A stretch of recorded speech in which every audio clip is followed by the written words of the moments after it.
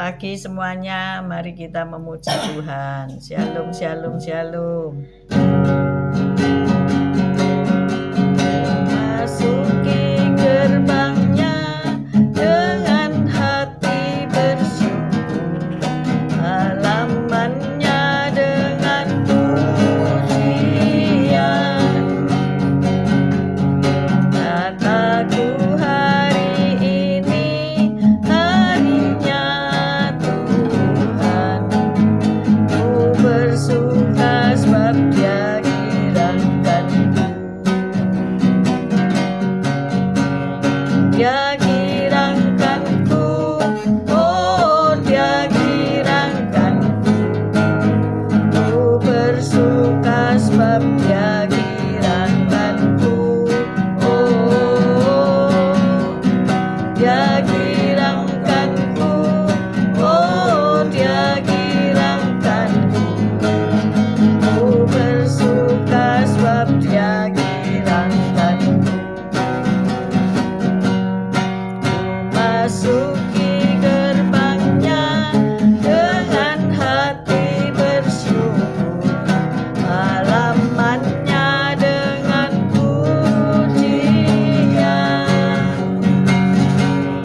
Kataku hari ini harinya Tuhan, ku bersuka sebab Dia girangkanku. Dia girangkanku, oh Dia girangkanku, ku bersuka sebab Dia girangkanku. Oh, Dia girangkanku, oh Dia girangkanku, ku bersuka sebab Dia girangkanku. Ku bersuka sebab Dia girangkanku. Ku bersuka sebab Dia girangkanku. Haleluya, haleluya. Selamat pagi Tuhan Yesus, Kau baik, Kau sungguh Allahku yang sungguh sangat baik. Pagi hari ini Kau tetap menyertai kami di dalam siaran gembala, siaran renungan pagi hari ini ya Tuhan Yesus. Sebentar lagi Kau baca firman-Mu, merenungkan firman-Mu. Kau buka hati pikiran kami agar kami dapat menerima firman-Mu. Berikan doa pengertian bagi kami agar kami mengerti akan firman-Mu, dan berikan iman yang kuat bagi kami agar kami dapat melakukan firman-Mu dalam kehidupan kami ya Tuhan Yesus. Ya, serahkan kehidupan kami sepanjang hari ini bersama semua rekan-rekan peserta daripada renungan pagi hari ini dalam tangan-Mu, di dalam kuasa-Mu, di dalam perlindungan-Mu, di dalam penyertaan-Mu, di dalam kasih-Mu, juga di dalam berkat-Mu ya Tuhan Yesus. Dan Kau tetap berikan kesehatan, kekuatan bagi tubuh kami agar kami dapat melayani Engkau lebih lagi. Dalam nama Yesus kami sudah berdoa dan mengucap syukur. Amin, amin, amin. Shalom, Shalom. selamat pagi yang sudah Iya. bergabung. Apa kabar? Bu Saiman, Pak Saiman, Bu Viken, Pak Henry, Bu Titik Sulistiani. Ayo kita baca Lukas 14 ayat 25 sampai 35. Lukas 14 ayat 25 sampai 35. Lukas 14 ayat 25 sampai 35. Segala sesuatu harus dilepaskan untuk mengikut Yesus. Lukas 14 ayat 25. Pada suatu kali banyak orang berduyun-duyun mengikuti Yesus dalam perjalanannya. Sambil berpaling ia berkata kepada mereka, "Jikalau seorang datang kepadaku dan ia tidak membenci bapaknya, ibunya, istrinya, anak-anaknya, saudara-saudaranya laki-laki atau saudaranya perempuan, bahkan nyawanya sendiri, ia tidak dapat menjadi muridku. Barang siapa tidak memikul salibnya dan mengikut aku, ia tidak dapat menjadi muridku. Sebab siapakah di antara kamu yang kalau mau mendirikan sebuah menara tidak duduk dahulu membuat anggaran biayanya, kalau cukup uangnya untuk menyelesaikan pekerjaan itu? supaya jikalau ia sudah meletakkan dasarnya dan tidak dapat menyelesaikannya, jangan-jangan semua orang yang melihatnya mengejek dia. Sambil berkata, orang itu mulai mendirikan tetapi tidak sanggup menyelesaikannya. Atau raja manakah yang kalau mau pergi berperang melawan raja lain tidak duduk dahulu untuk mempertimbangkan apakah dengan 10.000 orang ia sanggup menghadapi lawan yang mendatanginya dengan 20.000 orang? Jikalau tidak, ia akan mengirim utusan selama musuh itu masih jauh untuk menanyakan syarat-syarat perdamaian.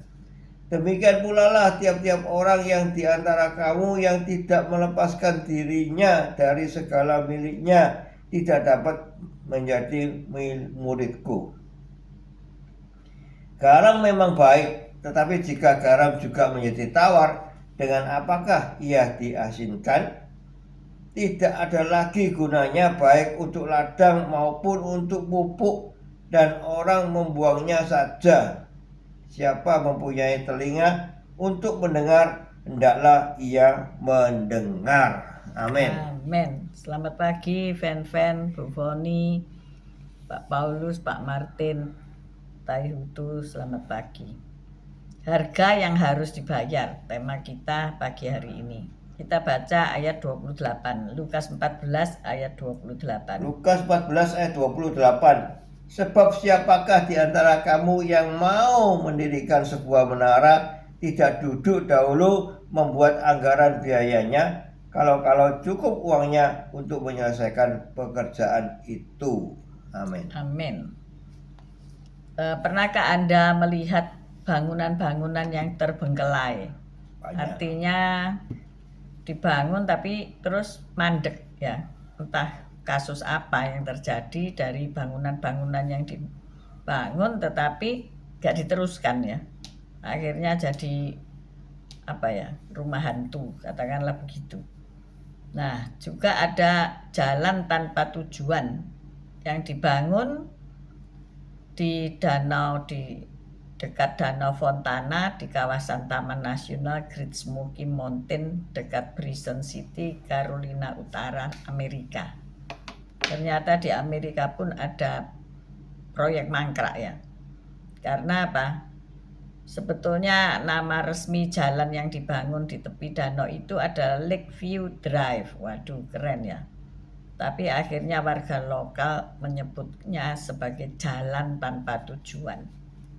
Karena apa? Setelah melewati terowongan sepanjang kurang lebih 360 meter yang membelah sisi pegunungan granit, maka jalan itu tiba-tiba terputus ya.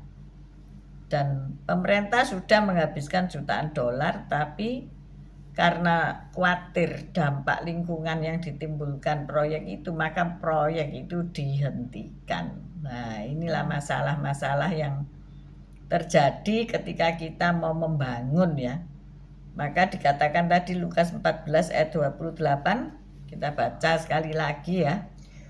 Sebab siapakah di antara kamu yang kalau mau mendirikan sebuah menara tidak duduk dahulu membuat anggaran biayanya, kalau cukup uangnya untuk menyelesaikan pekerjaan itu. Amin. Amin. Shalom Putri Stefani. Jadi kalau kita mau membangun entah itu rumah, entah kita dipercaya oleh seseorang atau bahkan pemerintah untuk membangun jalan raya atau proyek apapun lah, atau gedung-gedung umum ya, ya dihitung dulu anggarannya berapa, terus ditanya ada duitnya apa enggak. Seringkali kalau sebuah gereja mau membangun itu dengan iman lah, itu pemborongnya bisa lari ya. Karena ada sebuah gereja yang dibangun dengan iman, pemborongnya tanya, "Tante, kamu punya uang berapa?" Lah itu masalah ya, aku cuma punya uang sekian juta yang jauh daripada anggaran proyek itu ya. Tentu pemborongnya bisa bingung ya. ini bagaimana gitu ya. Ya, dikerjakan dengan iman juga. Tetapi puji Tuhannya, karena Tuhan yang nyuruh, maka Tuhan yang menyediakan ya. Jadi Amin. selesai juga bangunan itu ya. Tetapi ada banyak bangunan mungkin di area rumah saudara ada ya bangunan-bangunan yang separuh jalan terus sudah nggak dilanjutkan ya, dijual juga enggak, dibangun juga enggak ya. Kalau saudara jalan ke Surabaya itu banyak bangunan-bangunan perkantoran atau mau dibangun mall yang mangkrak ya, enggak diselesaikan. Nah, inilah ada harga yang harus dibayar. Jadi Yesus berprofesi sebagai tukang kayu, pernah memakai proyek pembangunan dalam perumpamaan tentang harga yang perlu dibayar seseorang untuk mengikuti Yesus. Dia berkata, Lukas 14 ayat 28, kita baca lagi ya, supaya mancep di pikiran, supaya kalau kita mau melakukan suatu hal, ada enggak biayanya, ada enggak anggarannya, bisa enggak menyelesaikannya, nah, itu penting. Sebab siapakah di antara kamu yang kalau mau mendirikan sebuah menara tidak duduk dahulu membuat anggaran biayanya? Kalau cukup uangnya untuk menyelesaikan pekerjaan itu. Nah ya, jadi harus duduk dulu, kemudian buat anggaran, kalau enggak cukup ya ditunda dulu atau bertahap, diselesaikan secara bertahap. Tetapi harus ada keuangan atau sumber keuangan yang akan menunjang tahap-tahap pembangunan tersebut. Nah, ada perumpamaan lainnya yang berbicara tentang seorang raja yang memperhitungkan biaya untuk pergi berperang ya. Ada orang-orang yang pada akhirnya terjeblos ke dalam penjara walaupun tidak salah ya. Karena strateginya itu salah ya. Dia pikir dengan berperang dia akan menang dan dia akan menguasai orang tersebut. Ternyata perhitungannya keliru. Bisa nggak begitu Pak Gem? Bisa. Bisa ya. Raja pun dia menghitung ya, tentaranya ini cukup nggak untuk melawan lawannya itu. Kalau enggak ya dia dikatakan bahwa dia harus mengirim utusan untuk damai. Lebih baik damai ya, risikonya lebih sedikit daripada berperang, sama-sama hancur. Ya, hari-hari ini banyak orang yang berperkara tidak ngitung dulu kekuatannya ya. Ya dituntut, disomasi, masuk pengadilan bla bla bla bla, taunya dia yang terpenjara. Yang melaporkan yang masuk penjara ya, bisa jadi. Bisa ya. Berperkara lebih baik cari pendeta untuk didamaikan, cari perdamaian, jangan cari menang atau kalah. Cari pengacara pasti jadi perkara. Ya mohon maaf kalau ada pengacara yang dengar ya. Iya. Tentunya pengacara kan membela yang benar gitu ya. Membela yang benar lah gitu ya. Jadi di sini Kristus menyatakan bahwa mereka perlu memahami harga yang harus dibayar untuk sungguh-sungguh percaya kepada Tuhan dan mengikut Tuhan. Ternyata di semua hal itu harus ada harga yang harus kita bayar ya. Kita percaya Yesus, mungkin harus meninggalkan pekerjaan kita. Mungkin kita disingkirkan ya karena percaya Yesus. Mungkin kita sudah tidak dicatat dalam hak waris ya, dikeluarkan karena dianggap sudah murtad. Tapi Yesus sudah berkata lebih dulu, kalau kamu ikut aku ada harga yang harus dibayar ya.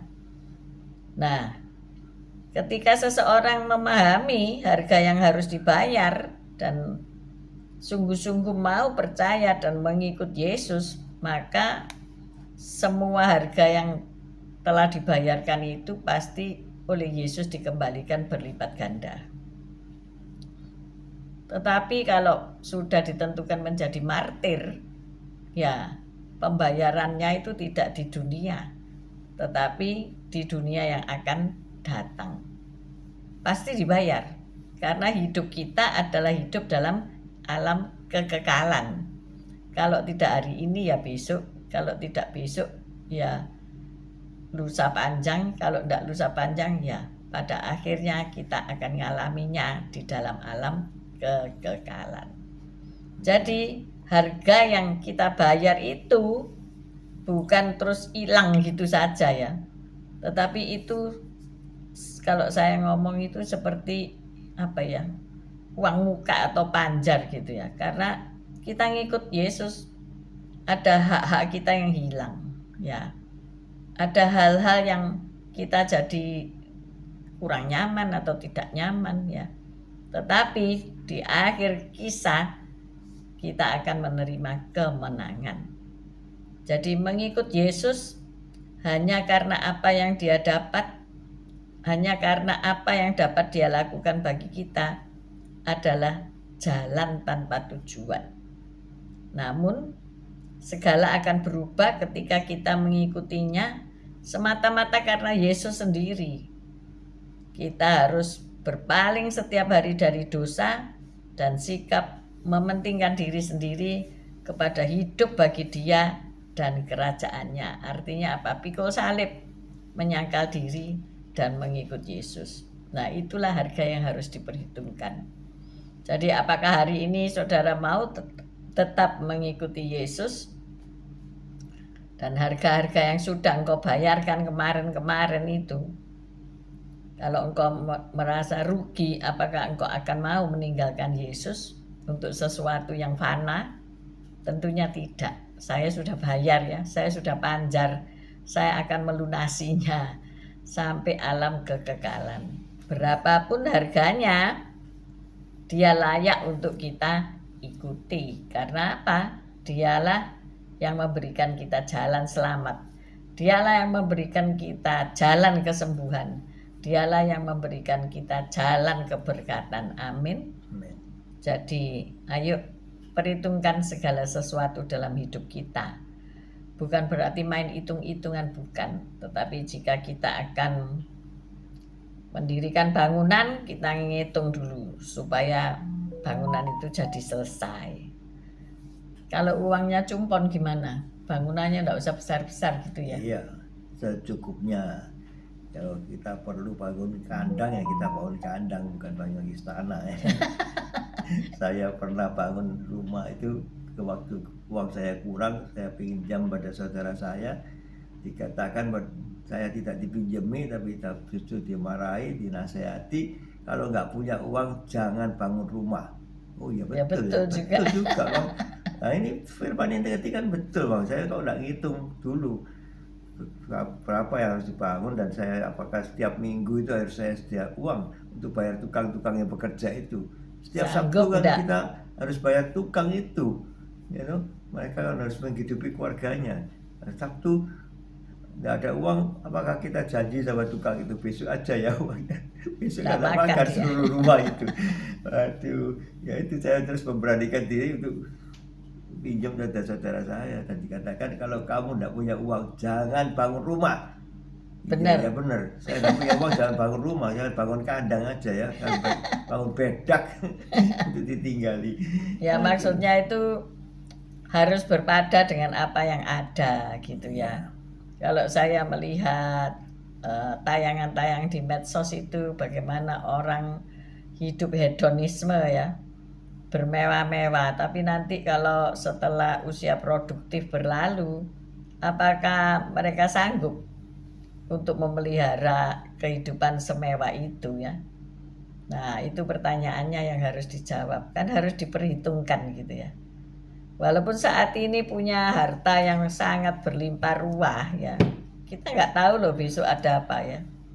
Kita nggak tahu besok akan terjadi apa. Dan apakah gaya hidup yang kita terapkan atau orang-orang yang ada di medsos itu, apakah itu hanya pamer-pamer aja, atau ya namanya medsos apalagi pakai AI ya, kita nggak ngerti yang benar itu yang mana.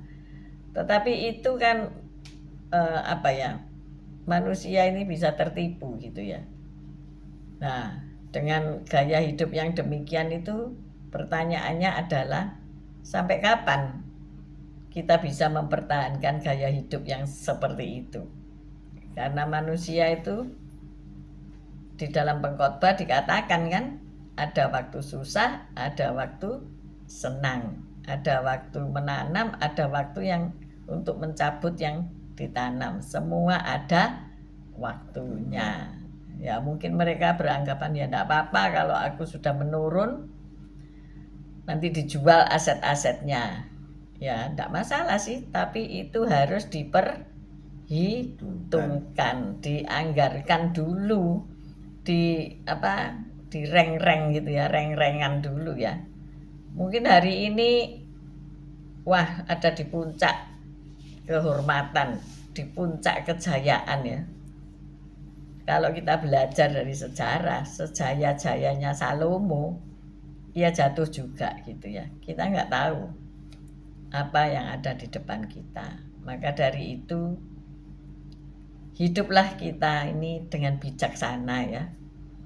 Ada harga yang harus dibayar dalam setiap sesi kehidupan kita. Kalau kita dulu muda, mungkin kita harus membayar sekolah anak, kehidupan dalam usia produktif, tapi nanti kalau ketika usia tua kita juga tetap harus membayar ya, benar Pak Gem ya? Iya, nggak berhenti.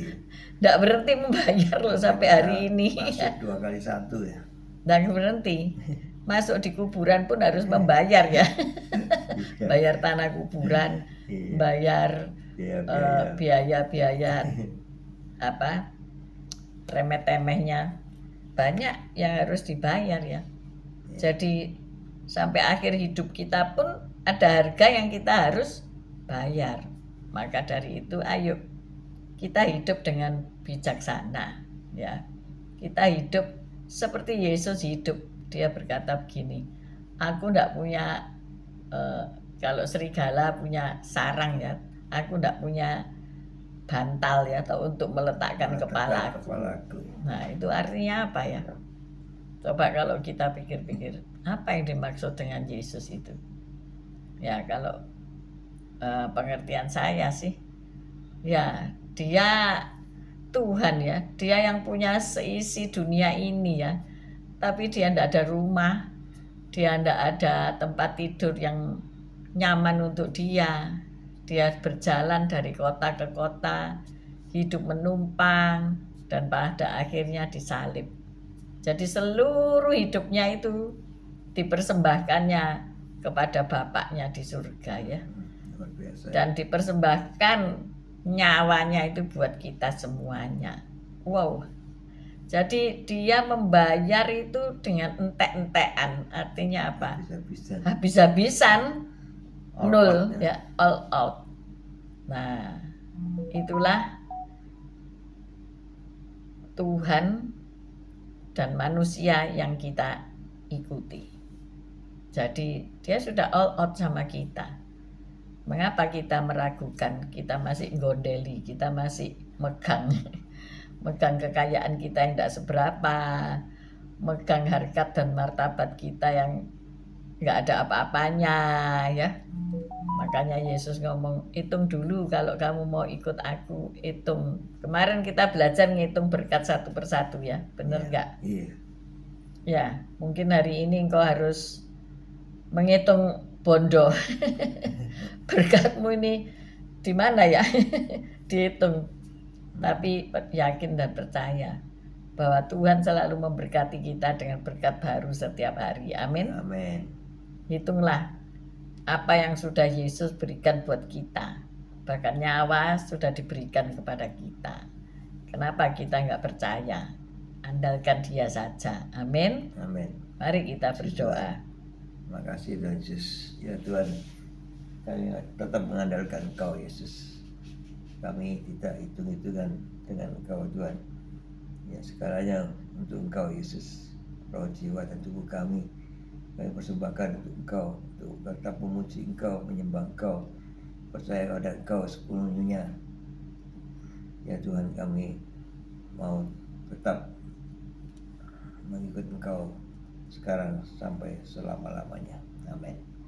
Bapa, terima kasih Engkau sudah mengingatkan setiap kami bahwa ada harga yang harus dibayar ketika kami percaya kepada Kristus dan kami mengikuti jalan-jalan-Mu. Tetapi kami yakin dan percaya bahwa jalan yang kami ikuti itu tidak salah. Engkau telah memberi kami hidup dalam alam kekekalan, dan apapun yang kami miliki tidak sebanding dengan apa yang Engkau sudah berikan kepada kami. Terima kasih Bapa, kami mengucap syukur. Ampuni kami kalau kami kurang mengucap syukur. Terima kasih untuk kesehatan, kekuatan. Terima kasih untuk pemulihan keluarga kami. Terima kasih untuk pemulihan pekerjaan kami. Maka dari itu kami mengangkat kedua belah tangan kami untuk menerima berkat Tuhan. Tuhan memberkati engkau, Tuhan melindungi engkau. Tuhan menyinari engkau dengan wajahnya dan memberikan engkau kasih karunia. Tuhan menghadapkan wajahnya kepadamu dan memberikan engkau damai sejahtera. Terimalah berkat dari Allah, Bapa, Putra, dan Roh Kudus, berkat kasih, sukacita, damai sejahtera, mulai pagi hari ini sampai Maranatha Tuhan Yesus datang untuk kedua kalinya, bahkan sampai selama-lamanya. Mari yang sudah menerima berkat Tuhan, katakan bersama, amin, amin, amin. Puji Tuhan, haleluya. Terima kasih Bu Wanda, Pak Budi Utomo, Putri Stefani, Fen, Bu Ruth Sugiyarti, Pak Saiman, Bu Viken, Pak Henry, Bu Titik Sulistiani, Pak Bambang, Bu Vera, Bu Ruli, Pak Mei, Tasya Elo, Pak Martin, Bu Febi, Bu Reni, Pak Frans, Shelly, Pak Alim, Matthew, Bu Foni, Pak Paulus Hartono, semua yang sudah bergabung, yang mungkin terlewatkan untuk disapa. Tuhan Yesus memberkati kita semua, tetap sehat, tetap semangat. Amin. Amin. Amin. Tuhan.